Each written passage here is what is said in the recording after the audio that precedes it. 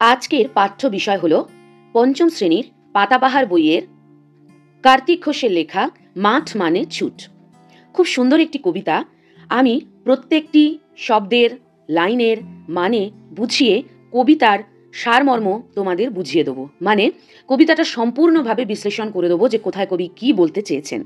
সেই জন্য পুরো ভিডিওটা দেখার রিকোয়েস্ট রইল। খুব ভালো করে পুরো ভিডিও ওয়াচ করো। যদি ভালো লাগে অবশ্যই ভিডিওটা একটা লাইক করে দেবে আর তোমাদের ক্লাসের বন্ধুদের সাথে শেয়ার করবে। যারা এখনও চ্যানেলটা সাবস্ক্রাইব করোনি সাবস্ক্রাইব করে নাও, যাতে আপকামিং সমস্ত ভিডিও নোটিফিকেশন সবার আগে তোমাদের কাছে পৌঁছে যায়। তো চলো আজকের পাঠ শুরু করা যাক। যে কোনো কবিতা বা গল্প পড়তে শুরু করার আগে তার লেখক বা কবি পরিচিতি জেনে নেওয়া প্রয়োজন। তাই কার্তিক ঘোষ সম্বন্ধে কিছু কথা জেনে নেওয়া দরকার। তোমাদের বইতে হাতে কলমে যে অংশটি রয়েছে সেখানে হলুদ রঙের কবি পরিচিতি দেওয়া রয়েছে। চলো অংশটা একটু পড়ে নিই। কার্তিক ঘোষের জন্ম 1950 সালে। ছোটবেলা কেটেছে হুগলি জেলায় আরামবাগে। স্কুল জীবন থেকে লেখালেখি শুরু, মানে স্কুলে যখন উনি পড়তেন তখন থেকেই লেখার অভ্যাস ওনার তৈরি হয়। উনি বিখ্যাত কবি ও ছড়াকার ছিলেন। উল্লেখযোগ্য বই হলো একটা মেয়ে একা, হাত ঝুমঝুম পা ঝুমঝুম। তোমাদের পাঠ্য এই মাঠ মানে ছুট কবিতাটি কার্তিক ঘোষের হাত ঝুমঝুম পা ঝুমঝুম কাব্যগ্রন্থ থেকেই কিন্তু নেওয়া হয়েছে।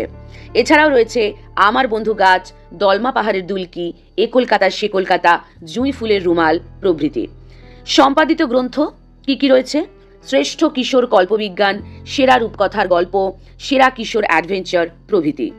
এবার দেখো 1976-এ টুম্পুর জন্য লেখাটির জন্য সংসদ পুরস্কারে সম্মানিত হয়েছেন। খুব ইম্পর্টেন্ট। কত সালে? 1976 সালে। কোন লেখার জন্য? টুম্পুর জন্য। এরপর 1993-এ উনি পান শিশু সাহিত্য জাতীয় পুরস্কার। এছাড়াও পেয়েছেন তেপান্তর ও সুনির্মল স্মৃতি পুরস্কার। এই ছিল কবি পরিচিতি। এখান থেকে যে ধরনের প্রশ্ন হতে পারে সেটা আমি পড়ানোর সময় তোমাদের বলতেই গেছি। যেমন কোন কাব্যগ্রন্থ থেকে বর্তমান মাঠ মানে ছুট কবিতাটি নেওয়া হয়েছে, তার লেখা যে কোনো দুটি বইয়ের নাম লেখো, এছাড়া কার্তিক ঘোষের সম্পাদিত দুটো গ্রন্থের নাম লেখো, বা কোন লেখার জন্য কার্তিক ঘোষ সংসদ পুরস্কারে সম্মানিত হয়েছেন, কত সালে কার্তিক ঘোষ মহাশয় শিশু সাহিত্য জাতীয় পুরস্কার পেয়েছেন। বা এভাবেও আসতে পারে কার্তিক ঘোষ কি কি পুরস্কারে সম্মানিত হয়েছেন। সেক্ষেত্রে কিন্তু 1976 সালে টুম্পুর জন্য এই অংশটা থেকে একদম তেপান্তর ও সুনির্মল স্মৃতি পুরস্কার পর্যন্ত লিখতে হবে। এবার চলো আমরা কবিতায় চলে যাব। মাঠ মানে ছুট। এখানে মূল যে দুটো শব্দ সেটা হলো মাঠ আর ছুট। মাঠ মানে কি, ছুট মানে কি, শিশুদের জন্য সেই ব্যাখ্যা প্রথমে কবি দিয়েছেন। তারপর কবি নিজের মতামত জানিয়েছেন যে তার কাছে মাঠ মানে কি, ছুট মানে কি, এবং তরুণ প্রজন্মের কাছে এক গভীর বার্তা রেখে গেছেন কবি কার্তিক ঘোষ এই মাঠ মানে ছুট কবিতাটির মধ্য দিয়ে। শিশুরা মাঠে খেলতে ভালোবাসে। শিশুরা স্বভাবগতভাবে খুবই দুরন্ত প্রকৃতির হয়। তারা খেলতে ভালোবাসে, ছুটতে ভালোবাসে। আর শিশুদের তাই অত্যন্ত প্রিয় দুটি বিষয় হলো এই মাঠ আর ছুট। তাই কবি সম্পূর্ণ বিষয়টি বোঝানোর জন্য এই মাঠ আর ছুট শব্দ দুটো বেছে নিয়েছেন। তাই এই মাঠ আর ছুট আর তার স্বরূপ সমগ্র কবিতার বিষয়বস্তু। প্রথম দুটো লাইনে কবি বলতে চেয়েছেন, আগে চলো লাইন দুটো আমরা পড়ে নিই। মাঠ মানে কি মজাই শুধু, মাঠ মানে কি ছুটি, মাঠ মানে কি অথই খুশির অগাধ লুটোপুটি। মাঠ মানে শিশুদের কাছে হলো স্বাধীনতা, যেখানে তারা পড়াশোনার চাপ, পারিবারিক বাঁধন সমস্ত কিছু ভুলে গিয়ে মনের আনন্দে বন্ধুদের সাথে খেলা করে। মাঠ বলতে শিশুরা যা বোঝে কবি সব কথাই কিন্তু আলোচ্য কবিতায় তুলে ধরেছেন। শুধু তাই নয়, এর সাথে আরও কিছু বার্তা দিয়েছেন, সেটা আমরা কবিতাটির প্রথম অংশ আলোচনা করলে কিছুটা বুঝতে পারব। কবিতার দুটো স্তবক, তার মধ্যে প্রথম অংশে কবি মাঠের সম্বন্ধে বলেছেন। প্রথম লাইনেই দেখো কবি বিস্মিত হয়ে বলেছেন, মাঠ মানে কি শুধুই অবসর, মাঠ মানে কি শুধুই অবসর যাপন, আনন্দ করবার স্থান, শুধুই মজা করবার স্থান। আর এখানে ছুটি যে শব্দটি রয়েছে তার অর্থ হলো মুক্তি বা অবসর। অথই বা অগাধ এই শব্দ দুটো হলো একে অপরের সমার্থক বলতে পারো, কারণ অথই বা অগাধ দুটোর মানেই হলো গভীর, অপরিসীম। আসলে খুশি, আনন্দ যখন মাত্রা ছাড়া হয়ে যায় তখন কিন্তু আমাদের দেহ মন কোনোটাই আর আমাদের বশে বা অধীনে থাকে না। তাই দেখবে ছোটদের যখন কোনো হাসির কথা বলা হয়, কোনো হাস্যকর অঙ্গভঙ্গি করা হয় বা কাতুকুতু দেওয়া হয়, শিশু পাগলের মতো হাসতে থাকে, হাসতে হাসতে গড়াগড়ি খেয়ে যায়। এবার চলে যাব পরের দুটো লাইনে। মাঠ মানে কি হল্লা শুধুই, মাঠ মানে কি হাসি, মাঠ মানে কি ঘুম তাড়ানো মন হারানো বাসি, মাঠ মানে কি শুধুই হইচই করা, মাঠ মানে কি এমন কোনো বাঁশির সুর যা আমাদের ঘুমটুকুনিও কেড়ে নিতে পারে। কবি বলতে চেয়েছেন মাঠ মানে শুধু হইচই, গোলমাল, চেঁচামেচি করার স্থান নয়, মাঠ মানে শুধুই হাসি ঠাট্টা করার জায়গা নয়, মাঠ এমন কোনো বাঁশির সুর নয় যা আমাদের ঘুম তাড়িয়ে নিয়ে গিয়ে আনন্দের ভেলায় ভাসিয়ে দিতে পারে। খেয়াল করেছো কিনা জানি না, তবে এটা আমাদের ক্ষেত্রেও হয়েছে। ছোটবেলায় যখন মায়ের নির্দেশ থাকতো দুপুরে ঘুমাতে হবে, তখন দেহ থাকতো বিছানায়, কিন্তু মন যেন তত তীব্রভাবে মাঠের দিকে ছুটে চলে যেত নেশার মতো। মাঠ যেন দুপুরের ঘুম কেড়ে বাঁশির সুরে আমাদের খেলতে আসার জন্য ডাকতো, আর তখনই ঘুম ছেড়ে ছুটতাম মাঠে বন্ধুদের সাথে খেলা করার জন্য। যদিও এর জন্য অনেক বকুনিও খেতে হয়েছে, তবুও পরের দিন সেই একই কাজ আবারও করতাম, কারণ খেলার আনন্দের কাছে এই সবই ছিল অত্যন্ত তুচ্ছ। চলো পরের দুটো লাইন আবার পড়ে নিই। দেখো, মাঠ মানে কি নিকেল করা বিকেল আসা দিন, মাঠ মানে কি নাচনা পায়ের বাজনা তাধিন দিন।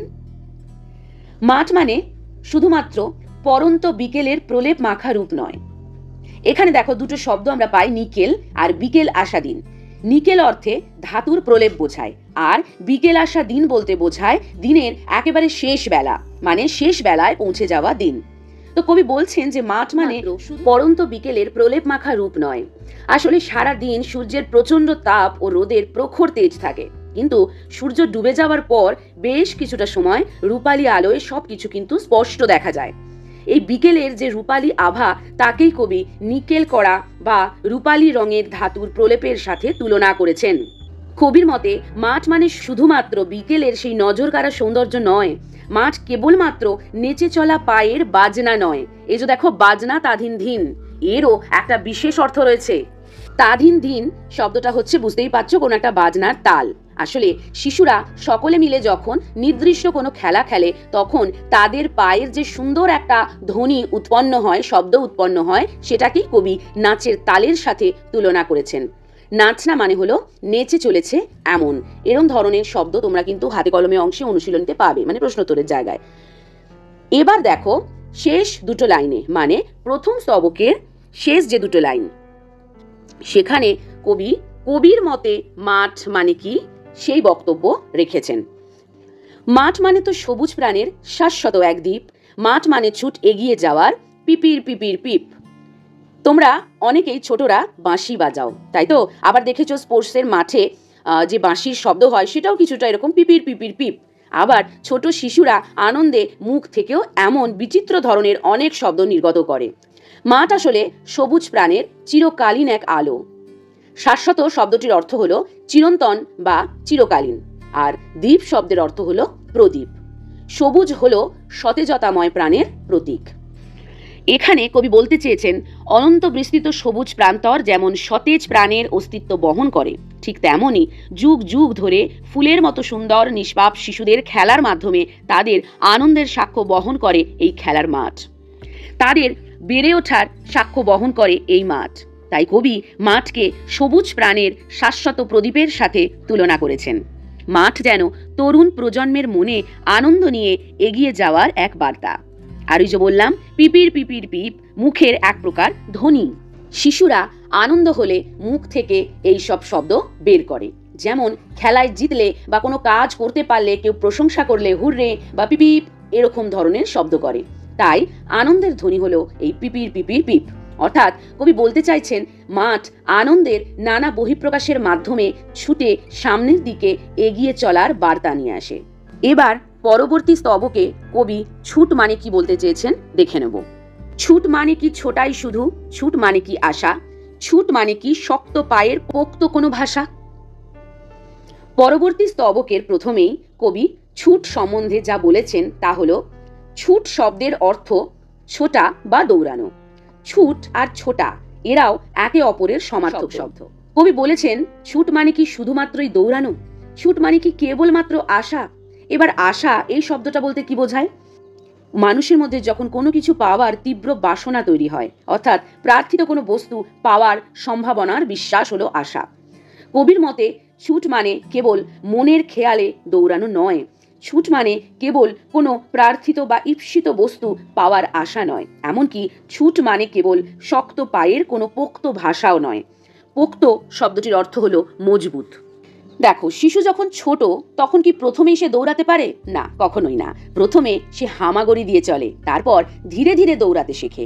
এরপর পা যখন আরো শক্ত হয় তখন সে দৌড়াতে শুরু করে। কবিতায় বলেছেন ছুট মানে কি কেবল শক্ত পায়ের মজবুত কোনো ভাষা? কবি নিজ থেকেই যেন এর উত্তর দিয়েছেন যে ছুট মানে শক্ত পায়ের পোক্ত কোনো ভাষা নয়। দেখো পরবর্তী লাইনে কি রয়েছে, পরবর্তী লাইন দুটো পড়ে নি চলো। ছুট মানে কি সাহস শুধু? ছুট মানে কি বাঁচা? ছুট মানে কি ছোট্ট পাখির আগল ভাঙা খাঁচা? সাহস শব্দটির অর্থ হলো ভয়হীনতা বা ভয়শূন্যতা, আর আগল শব্দের অর্থ দরজার খিল বা বন্ধন। কবি বলতে চাইছেন এখানে ছুট মানে কি কেবল ভয় শূন্যভাবে এগিয়ে যাওয়া? ছুট মানে কি কেবলমাত্র বেঁচে থাকার অনুভূতি?